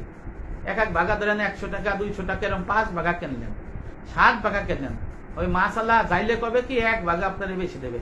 যে সর্দার সাহেব বা কাজী মনিরুজ্জামান সাহেব, আপনি 7 ভাগা নিলেন, ভাই আপনার আচার আচরণ ভালো লাগছে, আপনার আমি 1 ভাগা ফিরিয়ে দিলাম। এখন আপনি যদি বলেন যে ভাই আমি এই 5 ভাগা কিনবো না, ওই 1 ভাগা যে আমার ফিরিয়ে দিতে চাইছেন, এই ফিরিটা আমার দেন, দেবে না। আপনার বাসার পাশে দোকান আছে, গ্রোসারি দোকান, আপনি নিয়মিত বাজার করেন, আপনার যখন নাতি ছোট ছেলে দোকানে যাবে, দোকানদার আপনার ছেলের একটা চকলেট দেবে। কিন্তু আপনি যদি বাজার না করেন, আমি যদি আপনার বাড়ির পাশে যাই, দোকানে যাই, আমার ছেলের ছোট নিয়া দোকানদারে যদি আমি যতই বলি একটা চকলেট খাই, আমার ছেলেটা পানিও খাইতে যাবে না। কি কারণে? আপনি তার সাথে লেনদেন করতেছেন, লেনদেনটা হলো ফরজ। তাই জন্য হযরত আলী রাদিয়াল্লাহু আনহু মনে করেছেন নবী করিম সাল্লাল্লাহু আলাইহি ওয়াসাল্লাম বলেছেন যে ফরজ তরফ করে নফল মুস্তাহাবার আহম পাখির কারণটা বলছেন যে এক মহিলা গর্ভবতী হলো, কিন্তু গর্ভবতী হলো, আল্লাহ রাসূল বলতেছেন গর্ভবতী হলো সন্তান প্রসবের আগে সে গর্ভপাত করে গর্ভ নষ্ট করে দিল।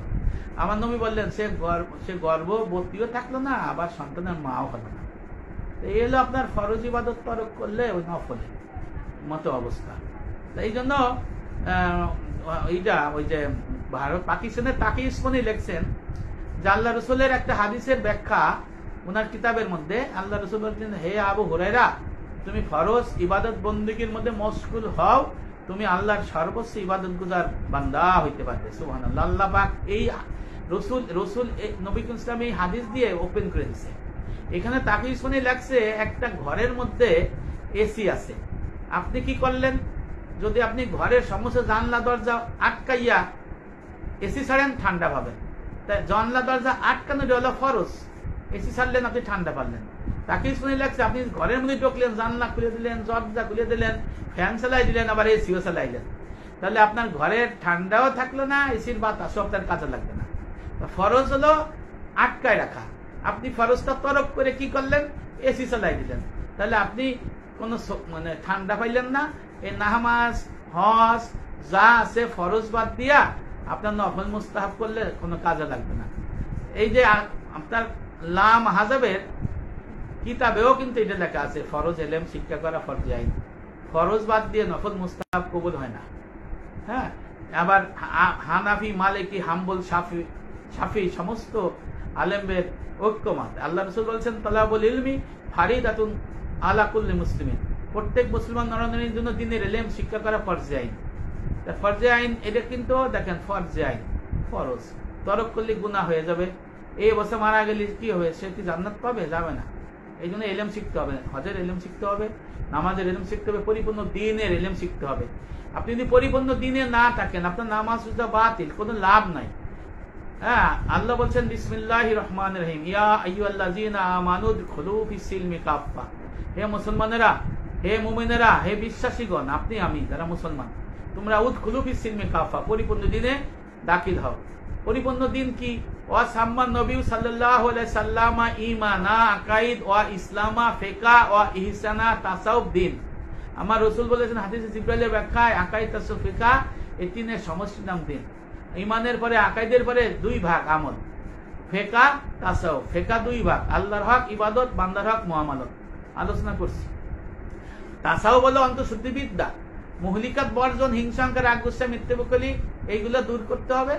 আর মুনজিয়াত তৈরি করতে হবে, তওবা, সবর, শুকর, তাওয়াক্কুল, মুরাকাবা, খাওফ, ইখলাস। এই যে এই ইলম শিক্ষা করা ফরজ। এই ইলম শিক্ষা এর মধ্যে দেখবেন আল্লাহর হক আছে, ইলম, আকাইদ, তাহারাত, নামাজ, রোজা, হজ, যাকাত। এই হজ তাহলে দেখেন কতগুলো ফরজ বিধিবিধান আছে, তার মধ্যে 40টা ফরজ বিধিবিধান আছে, এর মধ্যে একটা হলো হজ। এখন আপনি ওইগুলো পালন করলেন না, হজে চলে গেলেন, তাহলে আপনার এই হজ করে কি লাভ? এই জন্য হজ করে তো কোনো লাভ হবে না। ওই যে আল্লাহ রাসূল বলছেন ইহয়া উলুমুদ্দিন কিতাবের মধ্যে, আশরাফি থানভী রহমাতুল্লাহ হাদিস উল্লেখ করছেন যে শেষ জমানায় ফিতনা ফাসাদের সময়ে, এখন ফিতনা ফাসাদের যুগ, 4 শ্রেণীর ব্যক্তি হজ উমরা করতে যাবে। এক হলো রাজা, বাচ্চা, ধনী, এরা দেশ ভ্রমণের জন্য যাবে হজে উমরায়। আর একটা হলো ব্যবসায়ীরা ব্যবসা করার জন্য যাবে হজে উমরায়। আর একটা হলো আলেম যাবে। অনেক আলেম বলে যে আমি এতবার হজ করছি। হ্যাঁ, দেখবেন আমরা শুনি পিরাই আর হাসি। আমরা যদি তাসাউফের ছাত্র, আমরা তো জানি যে এটা রিয়া হইতেছে, হজ বাতিল হয়ে গেল।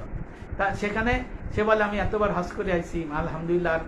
মূর্খ মুসলমানেরা আল্লাহু আকবার, নারায়ে তাকবীর, জিন্দাবাদ, সুবহানাল্লাহ বলতে বলতে দিশেরা হয়ে যায়, এটা শ্রেষ্ঠ আলেম।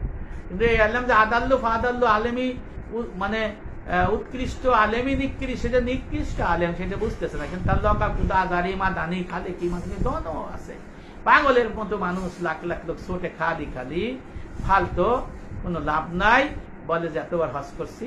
তাহলে এই যে আলেমরা যাচ্ছে হজের বেশি প্রশংসার জন্য, মানুষের শোনার জন্য। আর 4 নম্বর হলো যে ফকির মিসকিনরা হজে যায় ভিক্ষার জন্য। এখন এই পাকিস্তান আছে না, এই পাকিস্তানিরা বইরে গেছে ফকির।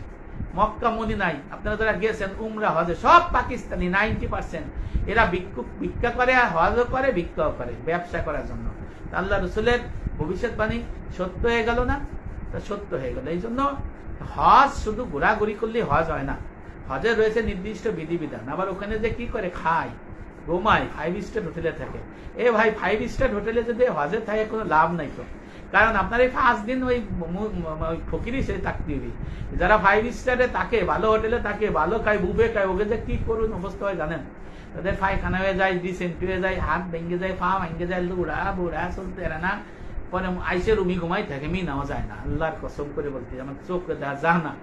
তাহলে এই যে দামি হোটেলে থেকে লাভ কি? এখন থেকে যদি আপনি কম হোটেলে থাকেন, কম খাবার খান, এখন থেকে দৌড়ানো শুরু করেন, তাহলে আপনি হারাম থেকে দূরে থাকেন, হারাম থেকে দূরে থাকেন, হালালের মধ্যে থাকেন।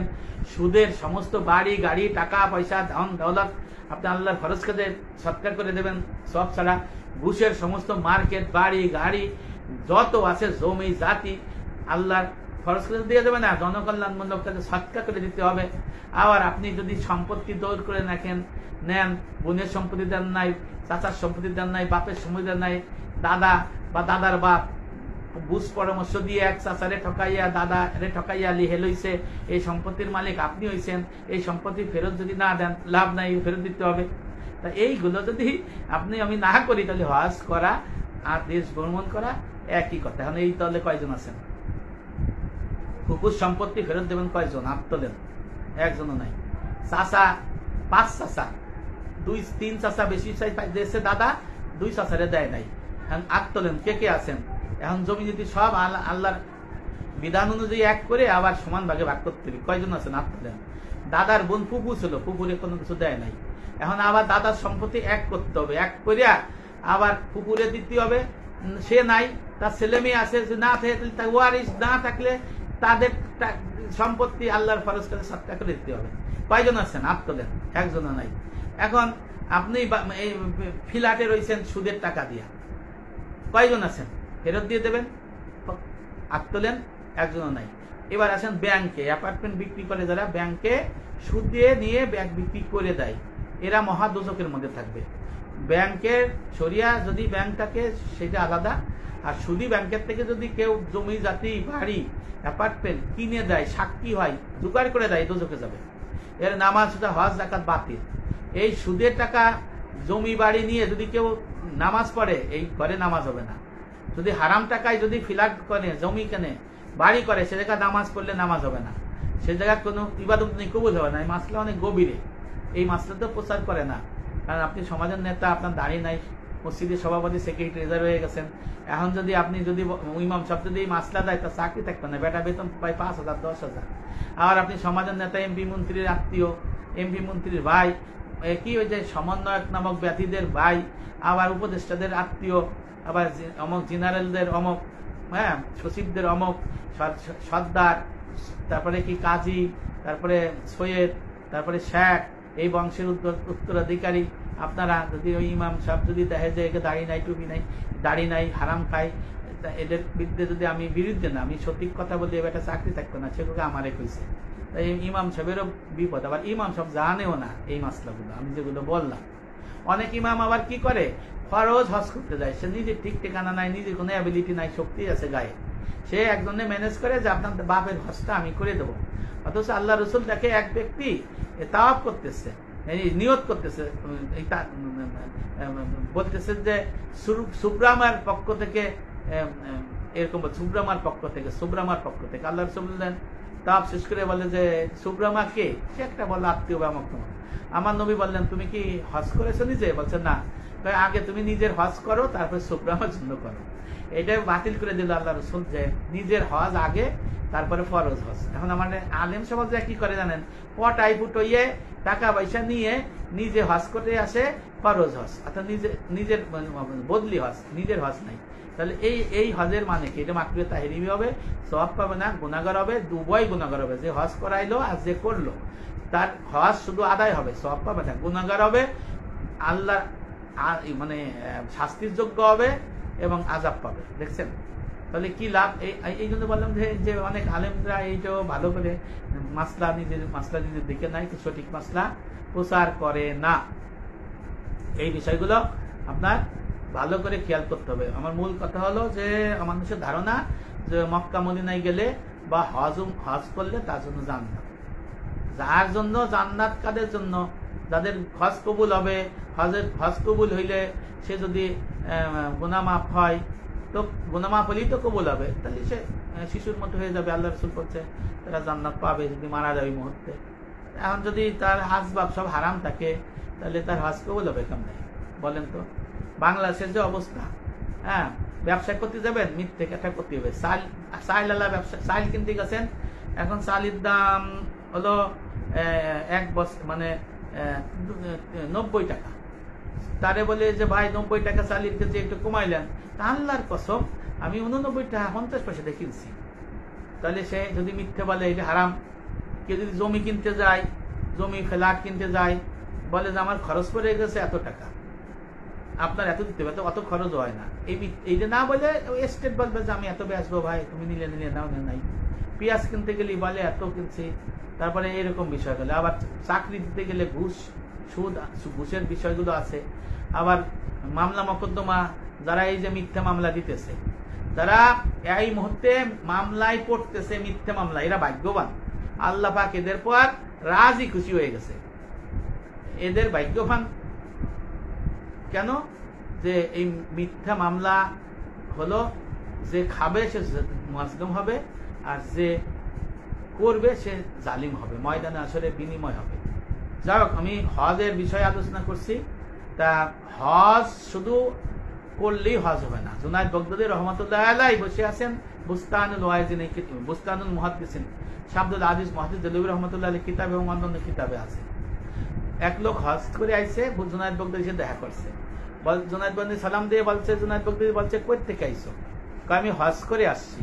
তখন আল্লাহর ওলি জুনায়েদ বাগদাদী দেখা যায় যে হজ করে আইছে, কিন্তু এর মধ্যে হজের কোনো নিশানা নাই। তখন বললো যে তুমি কি হজে সত্যি গেছিলে? হ্যাঁ। তুমি যে ওই ইহরাম পড়ছো, তুমি কি সমস্ত পাপাচার গুনাহ থেকে মুক্ত হবা এরকম কোন চিন্তা ভাবনা করছো? তুমি কি মনে করছো যে তুমি মরে গেলি পরে সাদা কাফন পরে তোমার যাইতে হবে? হুজুর আমার এরকম চিন্তা আমি করি নাই। তুমি ইহরামই পড়ো নাই। এবার বলছে ঠিক আছে, তুমি মক্কায় যখন গেছো, মক্কা শহর, মদিনা শহরের যে হাকিকত এটা চিন্তা করছো? মক্কা যে আল্লাহর শহর প্রিয়, মদিনা যে শহর প্রিয়, এই যে মর্যাদা হাকিকত, আল্লাহ যেভাবে রাখবে সেভাবে থাকবো, যা খাওয়াবে তাই খাবো, এরকম তুমি এরকম চিন্তা ভাবনা করছো? হুজুর আমি তো এটা চিন্তাই করে নাই। তুমি মক্কা মদিনায় যাও নাই। তখন বলছে যে আচ্ছা তুমি তাওয়াফ যখন করছো তখন আল্লাহর বড়ত্ব মহত্ব এরকম কোনো কিছু চিন্তা করছো? তাওয়াফের বিষয়গুলো বলছে না, আমি ভালো তাওয়াফই করছি। হয়তো তুমি তাওয়াফই করো নাই। তখন বললো আচ্ছা তুমি ছাপা মারা গেছো? হ্যাঁ। ছাপা মারার হাকিকত কি? কয় যে হুজুর আমি তো ছাপা মারা হাকিকত জানি না, শুধু 7 বার দৌড়াইছি আর 7 বার বাড়িয়েছি। তা তুমি জানো না হাকিকত কি? হযরত ইসমাইল আলাইহিস সালামের আম্মা হযরত হাজেরা আলাইহিস সালামের যে ঘটনা, এবং আগে ছাপায় 7টা মূর্তি ছিল, বড় মারোয়াই মূর্তি ছিল, 7 বার যায় সিজদা দিত। তারপরে ছাপা মারোয়াই ইন্না সাফা ওয়াল মারওয়াতা মিন শাআরিল্লাহ, এই আয়াত আল্লাহ নাজিল করছে। সাফা মারওয়া ছাই করার মধ্যে দোষের কিছু নাই, এই আয়াত। এবং এই হাকিকত কি তুমি কি কিছু জানো? বলছে হুজুর আমি জানি না। কয় তুমি সাফা মারওয়া যাওই নাই? তখন বলছো আচ্ছা তুমি আরাফার ময়দানে গেছিলে? হ্যাঁ গেছিলাম। আরাফার ময়দানে কি তোমার মনে হয়েছে এটা একটা কিয়ামতের একটা আলামত, নমুনা? তারপর তুমি কি আল্লাহরে দেখছো? আল্লাহরে দেখছি মানে তুমি কি চিন্তা করছো যে আল্লাহ তোমার দেখতেছে, তুমি আল্লাহরে দেখতেছো? আত্মশুদ্ধির একটা বিষয় আছে। তা আমি এগুলো তো চিন্তা করি নাই। হয়তো তুমি তো আরাফার ময়দানে যাও নাই। তখন বললো আচ্ছা তুমি মুজদালিফায় গেছিলা? জুনায়েদ বাগদাদী বলতেছে হুজুর গেছিলাম, মানে মুজদালিফায় গেছিলাম, পাথরেও কুড়াইছিলাম। আচ্ছা মুজদালিফায় যে গেলে তা তুমি কি তোমার কুপুরবৃত্তি এবং পেছনের যে গুনাহ যে তোমার হয়ে গেছে আর জীবনে কোনো গুনাহ করবে না, এই গুনাহ করবা না আর কোনোদিন করবা না, আল্লাহর কাছে মাফ চাইছিলা, ক্ষমা চাইছিলা? এরকম তো মনে করি নাই, আমি মুজদালিফায় গেছি, নামাজ পড়ছি, দোয়া করছি। তুই তো মুজদালিফায় যাও নাই। এখন আচ্ছা বলছো, বলো তো তুমি যে মিনায় পাথর মারছিলা, হ্যাঁ, এই পাথর মারার সময় তুমি কি চিন্তা করছিলে? হুজুর কিছুই চিন্তা করি নাই। কে তুমি চিন্তা করা নাই যে শয়তান প্রতীক, শয়তানের যে মুখছবি প্রতিচ্ছবি, দুনিয়ার মধ্যে যে শয়তানি কাজ, ফাজলামি কাজ, এইগুলা জীবনে করবা না। এর মানে এই যে 7টা পাথর মারা, মোট হলো 3 দিনে যে পাথর মারবেন, 21টা 7টা 21টা এরকম পাথর মারবা, 3টে জামারায়, প্রথম একটা পরে 3টা। তা এরকম কি চিন্তা করছো আসলে এটা প্রত্যেক কি শয়তান? কিন্তু না হুজুর, আমি তো চিন্তা করি নাই। এই পাথর মারতে যাইয়া দেখি যে একজন জুতা মারতেছে, একজন ছাতি মারতেছে, পারলে নিজেরা ফালাই দেয়, হ্যাঁ, জামা কাপড় ছিঁড়ি ঘুরে ফেলতেছে।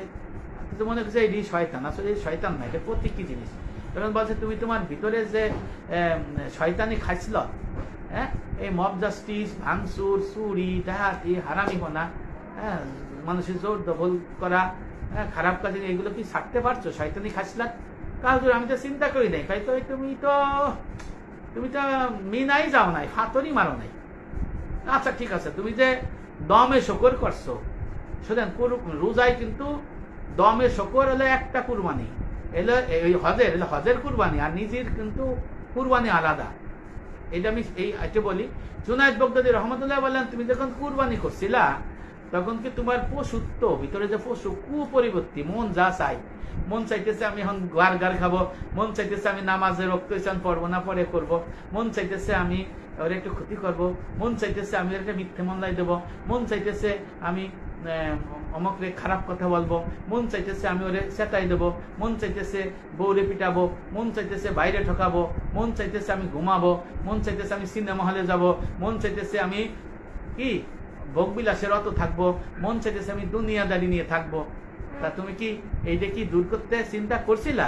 বলছে হুজুর, আমি তো এই সব চিন্তা করি নাই, আমি তো শুধু কুরবানি করছি। তোমার কুরবানিও হয় নাই, তোমার হজও হয় নাই।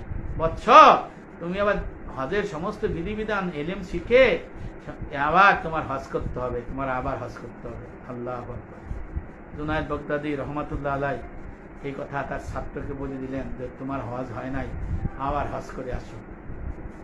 হজের মধ্যে আমাদের সমাজে ধারণা আছে যে হজের মধ্যে কুরবানি করলে আর কুরবানি করা লাগে না, এই ধারণা গলত।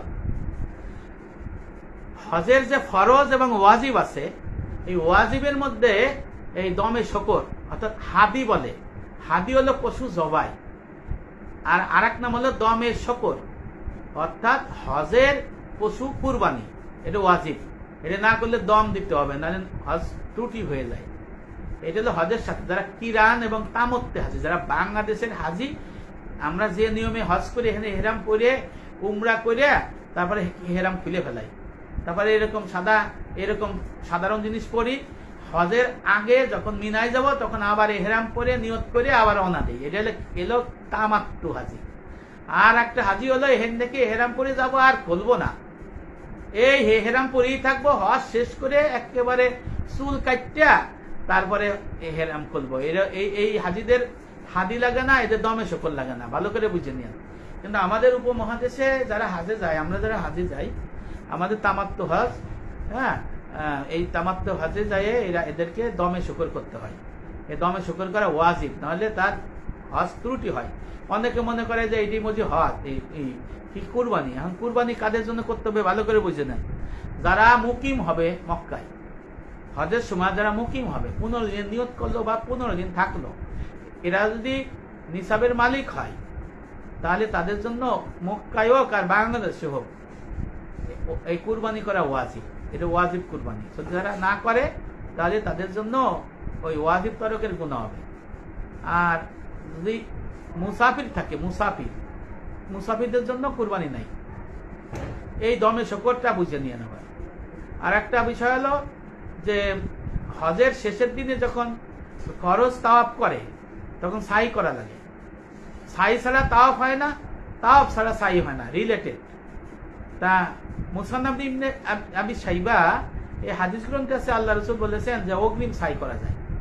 অর্থাৎ ওখানে যখন মিনায় রওনা হবেন প্রথম দিন, হজের যে 5 দিন যে কাজ, প্রথম দিনে যখন রওনা হবেন তখন অসুস্থ যদি হইতে চান, বৃদ্ধ লোক, তাকে নিজের শারীরিক দুর্বলতা আসতে পারে, আপনারা ইহরাম পরে চলে যাবেন কাবায়, যাইয়ে তাওয়াফের নিয়ত করবেন, 7টা তাওয়াফ করবেন, তারপর উজুবুত তাওয়াফে 2 রাকাত নামাজ পড়বেন, তারপরে জমজম পানি খাবেন, তারপরে সাফা মারওয়া যাবেন, 7 বার সাফা মারওয়া সাইয়ের নিয়ত করে তারপর বেরিয়ে চলে আসবেন। তাহলে আপনার কি ওই হজের যে ফরজ যে তাওয়াফের সাথে যে সাই রিলেটেড থাকে।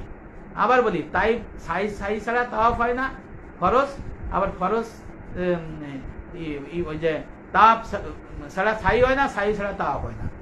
ওই যে ওই সাইটা আপনি আগে করে গেলেন। শুধু হজের মক্কা থেকে পাথর মাইরে আইসে প্রথম দিনই চুল কাটার আগে যদি কেউ করে, আমরা মানে চুল কাটতে দমে শুকর দিয়া যারা করছেন বা করবেন, তারা শুধু অনেক কষ্ট হবে। হ্যাঁ, ওই 7 তাওয়াফ দিয়ে 7 চক্কর তাওয়াফ করে উজুবুত নামাজ পড়ে জমজম পানি খেয়ে বেরিয়ে আসবেন, তাহলে আপনার হয়ে যাবে। আর যারা অগ্রিম সাই করবেন না, তাদের ফরজ তাওয়াফ 7 বার, তারপরে জমজম পানি খাবেন, উজুবুত তাওয়াফ নামাজ পড়বেন 2 রাকাত, তারপর জমজম পানি খাবেন, তারপর 7 বার সাফা মারওয়া সাই দিবেন। অনেক কষ্ট হবে ভাই। অনেকে বলে আইসি যখন শেষে করবো, তারা কি করে জানেন? ঘুমায় থাকে। আর যে 5 স্টার 4 স্টার থাকে, একে তো খোঁজ থাকে না, মিনাই যায় না তারা ওই যে প্রথম দিনই মক্কা এসে ঘুমায়, তো আর যায় না, দূর যাওয়া হবে। এই জন্য ওদের তো আর হজ হয় না। এই জন্য হজের আছে নির্দিষ্ট বিধিবিধান, নির্দিষ্ট নিয়ম কানুন। সবাই ভালো থাকবেন। হজ করতে গেলে ন্যূনতম 1 মুষ্টি দাড়ি রাখতে হবে। যাদের দাড়ি নাই তারা মাপ, নাহলে হজে সওয়াব পাবেন না। পৃথিবীর সমস্ত আলেম কেন, সারা পৃথিবীর মুসলমানদের জন্য এই দাড়ির মাসলা নিয়ে আমি ফাইট দিতে তৈরি। তারপরে সুদের টাকা যার থাকবে, ঘরে জমি থাকবে, ফ্ল্যাট থাকবে, বাড়ি থাকবে, মার্কেট থাকবে, তার জন্য হজ নাই, এরা আগেই জাহান্নামী। তারপরে ঘুষের টাকা যার থাকবে, ফ্ল্যাট থাকবে, গাড়ি থাকবে, টাকা থাকবে, হ্যাঁ, জমি রেখে যাবে, তার জন্য হজ নাই। তারপরে মব জাস্টিস যারা করে, যদি মাপ চাইয়ে না যায়, ক্ষতিপূরণ না দেয়, তার জন্য হজ নাই। অপরের ক্ষতি সাধন যারা করে, গালাগালি করে, খারাপ ব্যবহার করছে, মিথ্যে কথা বলছে, তারপরে তোহমত দেশে আছে না, এদের জন্য হজ নাই, মাপ চেয়ে নিতে হবে যদি হজ করতে হয়। কাউকে মনে দুঃখ দিচ্ছেন, অনর্থক দুঃখ দিচ্ছেন, অনর্থক দুঃখ দেওয়া যাবে না। এমন কোনো আমাদের কাজ করা যাবে না, মুখে হোক লেখাই হোক কষ্ট পাই আমরা সবাই। আমিও সতর্ক হই, আপনারা সবাই সতর্ক হই, কেউ যেন কোনো কষ্ট না পায়, সেই ধরনের কথা বলাও যাবে না। আজকের থেকে সবাই খালেস তওবা করেন যে আমরা কোনো কারো বিরুদ্ধে মিথ্যা মানে কষ্ট পাই ধরনের কথা আমরা লিখবো না, বলবো না। আমরা পরস্পর আল্লাহ রাজি খুশির জন্য ভালো কথা বলবো, প্রশংসা করবো, দোষ ত্রুটি থাকলে সংশোধন হওয়ার কথা বলবো, তাহলে আল্লাহ মাফ করতে পারে। আর এই যে না করে হজে যাবে, হজ নাই। মানুষের টাকা নিয়ে মাইরে খাইছে, টাকা দেয় না, এর হজ আছে, হজ নাই, জিনিসটা বুঝতে হবে। আবার মূল কথা আইছি যে নফল উমরা করে আসলে হজ করলো না, ওই উমরার কোনো মূল্য নাই। ক্লিয়ার? কারণ ফরজ বাদ দিয়ে নফল কবুল হয় না, এলো মাসলা। আর মানলে মানবেন, না মানলে আমি কি করবো? আমার কিছু করার আছে? আমার কিছু করার নাই ভাই। আমি পরিপূর্ণ দিনের তালিবে এলেম, আমার মুহাক্কিক আলেম আছে, আলেম হওয়ার কিতাব আছে। আমরা ফরজ এলেম শিক্ষা করি, আমল করার চেষ্টা করি। হ্যাঁ, আমরা পরিশুদ্ধ নই, কিন্তু পরিশুদ্ধ হওয়ার চেষ্টা করি। আমাদের কাছে পরিপূর্ণ দিনের এলেম পাবেন, আমাদের কাছে আল্লাহর বিধিবিধানের সবকিছু পাবেন।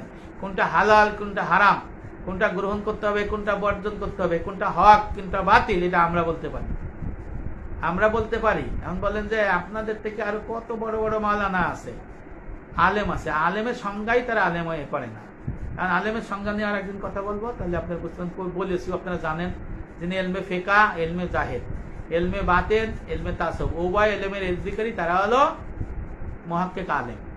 বুঝাইতে পারছি? সমস্ত কিতাবে আছে, আপনি পাঠ্য বইয়ের মধ্যেও আছে, বাংলার পাঠ্য বইয়ের মধ্যে আছে, বাংলা মিডিয়ামের আছে, আরবিতে আছে, ফতুয়ার কিতাবে আছে, আপনার যে উস্তাদের বইয়ে আছে। বা আলেমের সংজ্ঞা, এই সংজ্ঞায় 95% মসজিদের ইমাম বাতিল হয়ে যায়, তারা ফাসেক আলেম। বলা হয়েছে যে ব্যক্তি এলমে জাহের, এলমে ফেকা শিখলো, এলমে তাসাউফ শিখলো না, সে ফাসেক। ফাসেক আলেম থাকলে কি হবে? নামাজ মাকরুহে তাহরিমি হবে, তার শুধু নামাজ আদায় হবে, কিন্তু কেউ সওয়াব পাবেন না, আপনি পাবেন না, আমিও পাবো না, মুক্তাদিও পাবে না, ইমামও পাবে না, গুনাহগার হবে, আল্লাহ শাস্তি যোগ্য হবে। তার এই এলো ফাসেক ইমামের পাশে নামাজ পড়ার মুরুদ।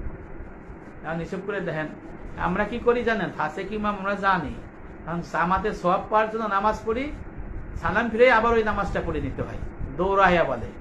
তাহলে আপনি আপনার নামাজ কবুল হলে পুরো নামাজ পড়বেন। আবার মাসলাটা বলি, ফাসেক ইমামের পাশে জামাতে নামাজ পড়বেন, যখন সালাম ফিরেবে, সালাম ফিরানির লগে লগে আপনি আবার ওই নামাজটা পড়ে নেবেন, আল্লাহু আকবার। তাহলে আপনার নামাজ কবুল হইলে আপনি পুরো সওয়াব পাবেন। আর ফাসেকের তো নামাজের সওয়াব নাই, সিল মারা। এই জন্য মূল কথা যে ফরজ বাদ দিয়ে নফল কবুল করে না। হজের যায় অনেকে নফল নামাজ পড়ে, তো 30 বছর সে ফরজ নামাজ পড়ে না। হজে যায় সে 50 বছর নামাজ পড়ে না, বউ বাচ্চা টাকা পয়সা দিয়ে এই মাওলানা যশোরী রাকিবরে ম্যানেজ করে হজে পাঠাই দিত। আর মাওলানা রাকিবুল ইসলাম যশোরী তারে হজে নিয়ে গেল, চিন্তা করেন না, নিয়ে ছাড়িয়ে দিল, কইল সে বলবে না, কারণ সে শরীয়তের আলেম, নফল নামাজ পড়তে থাও। আরে বেটা তো খালি নফল নামাজ পড়তে পড়তে টাইমে দিতেছে, কিন্তু এখানে যে 1 লাখ গুণ গুনাহ হয়ে গেল নফল পড়তে যায়। কারণ তার জন্য ফরজ মাসালা হলো যে সে কাজা নামাজ আদায় করবে। নামাজ কাজা জাত থাকবে, এই নামাজ আদায় করা ফরজে আইন, উমরি কাজা আদায় করা ফরজে আইন। এই নামাজ অস্বীকার করলে তো আর মুসলমান থাকে না, আদায় না করলে ফাসেক হবে। নামাজ যারা পড়বে না, তরক করবে, আপনার গাফিলতি করে হোক এমনি হোক, সে ফাসেক মুসলমান হবে। আর নামাজ যে অস্বীকার করবে সে কাফের হবে। এই নামাজ যে কাজা করে এর গুনাহ হলো 2টা, একটা হলো আপনি ফরজ আদায় করেন নাই, আর একটা হলো দেরিতে কেন পড়ছেন। আপনি ঋণ পরিশোধ করে দেন আল্লাহর, এটা আল্লাহ ঋণ নামাজ পড়ে দেন, আর আল্লাহরে মাফ চান, আল্লাহ দেরি হয়ে গেছে, মাফ চাই, ক্ষমা চাই, আল্লাহ মাফ করতে পারে। যেমন আপনার কাছে 10 লাখ টাকা একজন ঋণ নেছে, সে দেয় না, হ্যাঁ, অনেক দিন পরে এসে বললো এই টাকাটা দেবো আপনারা ফেরত, তো সে টাকাটা নেবে না, তখন আন্তরি বলবে মাফ চাইতেছি, 10 বছর দেয়নি, 5 বছর দেয়নি, আপনি মাফ করে দেন। আপনি মাফ করবেন না, 10 লাখ টাকা তো মূলটা পাইছে, তো মর্জি হলো আপনি মাফ করলে করতে পারেন, আল্লাহ তো দয়ার সাগর বসে আছে মাফ করার জন্য।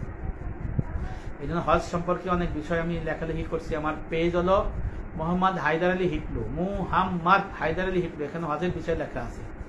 আর আমার এই ফেসবুকে রেস্ট্রিকশন কিন্তু চলতেছে, আমি কিন্তু লিখতে পারি, আজকেও রেস্ট্রিকশন দিচ্ছে, কয়েক ঘন্টা রেগুলার দিচ্ছে। আমার প্রায় 500 বার আমি রেস্ট্রিকশন খাই, আমার এখন রিচ বাড়ে না। আপনারা ইনভাইট করে দিয়েন যদি পারেন, আমার যারা আত্মীয় শুভাকাঙ্ক্ষী আছেন, আপনারা ওখানে আমার এই নামটা দিকে টিপ দিয়ে ওখানে দেখবেন ইনভাইট ফ্রেন্ডস, একটু ইনভাইট করে দিয়েন। যদি কেউ আমাকে ফলোয়ার করে তারা এই দিনের কথা শুনতে পারবে, আপনার সহ হবে। সবাই ভালো থাকুন, সবার মাবরুর হজ আল্লাহ নসিব করুক। যে আলোচনা করলাম এই আলোচনার সারগর্ভ থেকে আপনারা আমাকে শিক্ষা নিয়ে আমল করা তৌফিক দান করুক। আল্লাহ পাক আমাদের ইহকাল এবং পরকালের কল্যাণ দান করুক। আমা তৌফিক ইল্লা বিল্লাহ। আসসালামু আলাইকুম ওয়া রাহমাতুল্লাহি ওয়া বারাকাতুহু।